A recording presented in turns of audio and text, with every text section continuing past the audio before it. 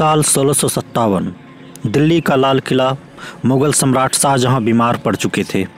उनकी कमजोरी ने साम्राज्य को एक कठिन मोड़ पर लाकर खड़ा कर दिया था।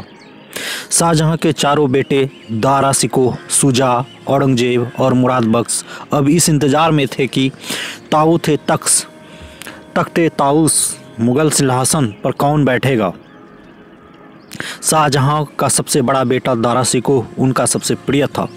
वह एक उदार, बुद्धिमान और सूफी विचार से प्रभावित राजकुमार था, लेकिन एक समस्या थी, वह सेना और प्रशासन के मामलों में उतना कुशल नहीं था।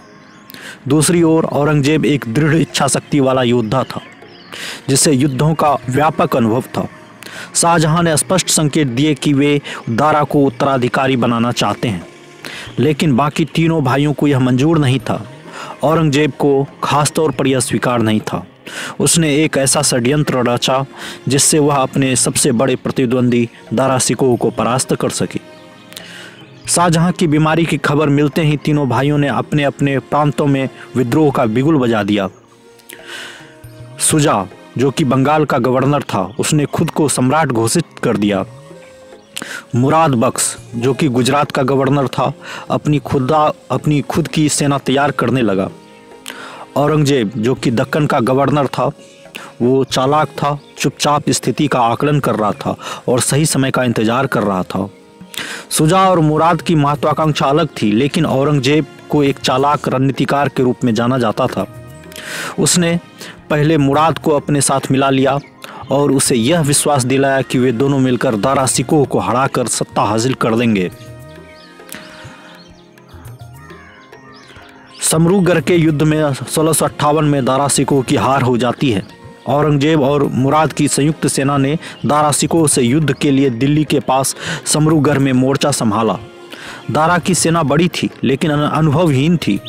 औरंगजेब की सेना कम थी लेकिन रणनीति और कुछ अनुशासन में आगे थी। युद्ध में औरंगजेब की कूटनीति चली। उसने दारा शिकोह के कुछ सेनापतियों को रिश्वत देकर उसकी सेना में फूट डाल दी। आखिरकार दारा शिकोह युद्ध हार गया और अजमेर होते हुए गुजरात भाग गया। अब मुराद के साथ धोखा हो जाता है। अब मुराद की बारी थी। औरंगजेब ने उसे धोखे से कैद कर लिया। औरंगजेब धूर्त और चालाक था। उसने अपने ही सहयोगी मुराद को धोखे से शराब के नशे में बुलाया उन्हें और शराब पिलाई और धोखे से उसे कैद कर लिया और उसे बंदी बना लिया गया, मुराद को, जो कि उसका अपना ही सहयोगी था। क्योंकि औरंगजेब को यह मंजूर नहीं था कि बादशाह बनने में कोई साझेदारी हो, वह अकेला बादशाह बनना चाहता था। तो औरंगजेब ने उसे धोखे से कैद कर लिया और आगरा के किले में बंद कर दिया मुराद को। कुछ सालों बाद 1661 में औरंगजेब ने मुराद को मार डाला। मुराद को इसलिए मार दिया गया क्योंकि उसे भय था कि मुराद कभी न कभी बगावत कर देगा। फिर उसने खुद के पिता को ही बंदी बना लिया औरंगजेब ने। शाहजहां को अब तक आगरा के किले में ही रह रहा था। शाहजहां जो कि अब तक आगरा के किले में रह रहा था, उसे औरंगजेब ने पूरी तरह कैद कर लिया। शाहजहां की देखभाल उसकी बेटी जहान आरा बेगम ने की थी। उसे गुमनाम जीवन जीने के लिए मजबूर कर दिया गया। 8 साल बाद 1666 में शाहजहां की मौत हो गई। दारा शिकोह का उसने अंत किया। दारा शिकोह ने कई जगह भागने की कोशिश की, लेकिन वह अपने सहयोगियों द्वारा धोखा दिया गया। 1659 में औरंगजेब ने उसे पकड़ लिया और उसे दिल्ली लाया गया। औरंगजेब ने दारा पर इस्लाम विरोधी होने और सूफी विचारधारा को फैलाने का आरोप लगाया। दिल्ली की सड़कों पर उसे एक आम अपराधी की तरह हाथी पर बिठाकर घुमाया गया और फिर मौत की सज़ा दे दी गई।